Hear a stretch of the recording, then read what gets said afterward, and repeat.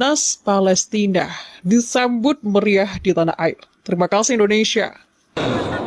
It's a significant day that we are today welcoming and receiving our national team, Palestinian team, who have been hosted and invited by Indonesian government.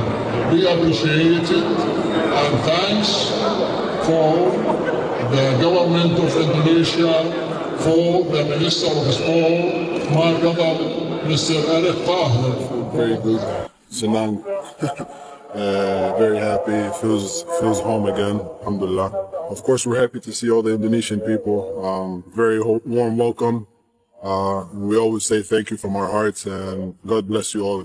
This was a great sacrifice that you have done for Palestine. This has not been forgotten, and it will not be forgotten by us Palestinians. This is too much. You did that sacrifice because you loved Palestine. It's same team. It's no different.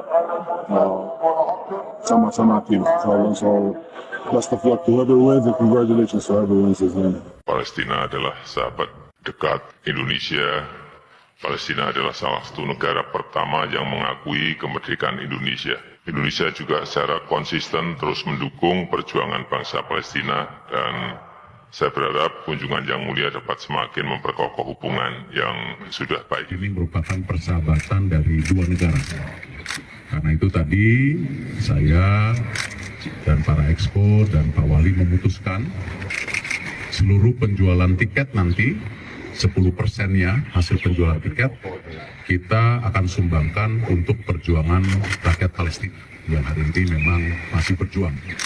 Dan memang tentu kepercayaan daripada Indonesia sendiri sejak dulu bahwa kemerdekaan adalah hak daripada semua bangsa. Aku mewakili salah satu komunitas yang peduli terhadap negara Palestina. Oleh karena itu ketika kita mendengar bahwa ada tim Palestina yang akan bersahabat dengan PSI, maka coba kita mengajak sebagai rasa partisipasi solidaritas kita. Jadi tidak ada unsur politis apalagi, sama sekali enggak. Kalau kita murni, bahwa murni sebagai dukungan di dua negara yang memang kita sudah bersahabat. Palestina, football Palestina. Takjub melihat sambutan yang diterima Timnas Palestina saat tiba di Indonesia pada Sabtu 10 Juni malam WIB. Football Palestina pun mengucapkan terima kasih kepada masyarakat Indonesia yang telah menyambut hangat Muhammad Rashid dan kawan-kawan. Saya menilai Timnas Palestina belum pernah disambut sehangat ini, bahkan di Palestina sekalipun. Terima kasih Indonesia. Tulis Football Palestina, Okezone mengutip dari akun Twitternya @footballpalestina. Seperti yang sudah diutarakan di atas, rombongan staf pelatih dan pemain Timnas Palestina tiba di Bandara Soekarno-Hatta, Cengkareng, Tangerang pada Sabtu 10 Juni malam WIB. Di sana, seluruh elemen skuad Palestina disambut dengan karangan bunga dan ribuan orang yang memadati area Terminal 3 Bandara Soekarno-Hatta. Duta Besar Palestina untuk Indonesia, Zuhair Al-Sun pun mengucapkan terima kasih kepada kebaikan masyarakat Indonesia, khususnya Ketua Umum PSSI Erick Thohir. Dalam pandangannya, Erick Thohir merupakan sahabat Palestina yang sesungguhnya. Saya apresiasi Ketua PSSI yang sudah banyak membantu. Erick Thohir adalah sahabat Palestina sesungguhnya, kata Zuhair Al-Sun mengutip dari laman resmi PSSI. Secara diplomasi, hubungan Palestina dan Indonesia sangat erat. Palestina tercatat sebagai negara pertama yang mengakui kemerdekaan Indonesia. Begitu juga dengan Indonesia yang sampai sekarang terus mendukung perjuangan Palestina mendapat kemerdekaan.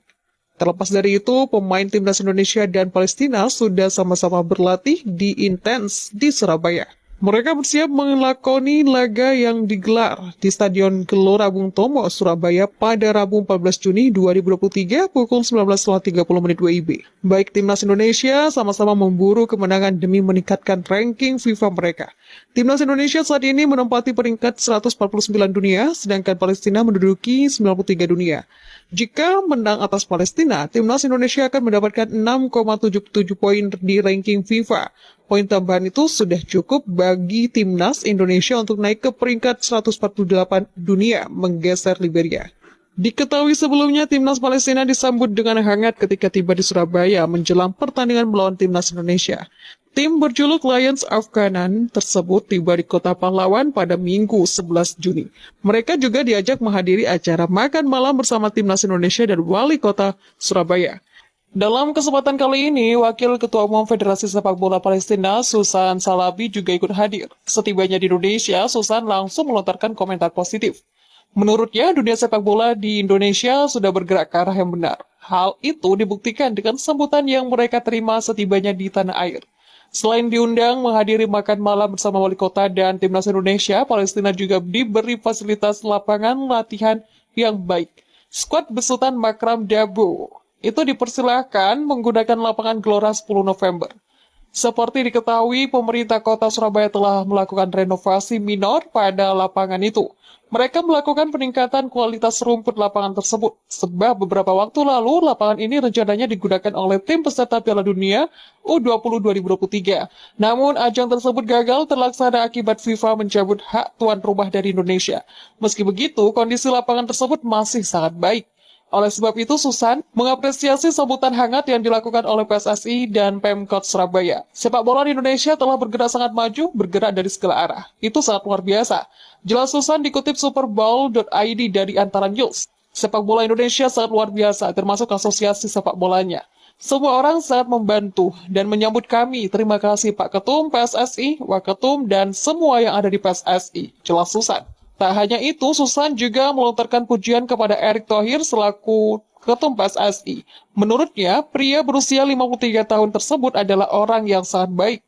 Ia tak segan-segan mengatakan bahwa Indonesia beruntung memiliki seorang Erick Thohir, sebab dirinya telah membawa sepak bola Indonesia menuju ke arah yang lebih baik lagi.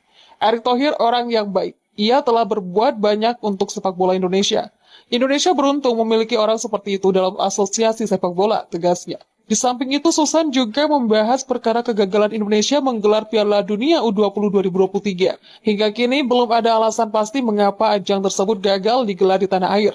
Namun kemungkinan besar adanya gelombang penolakan terhadap timnas Israel menjadi penyebab batalnya Piala Dunia U20 digelar di Indonesia.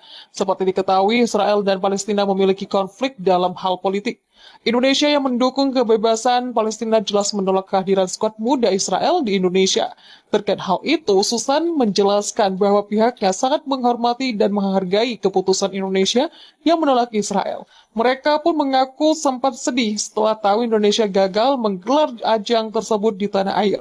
Oleh sebab itu, mereka menyebut Indonesia sebagai saudara jauh. Indonesia bukan hanya teman, tapi saudara. Kami senang datang ke sini.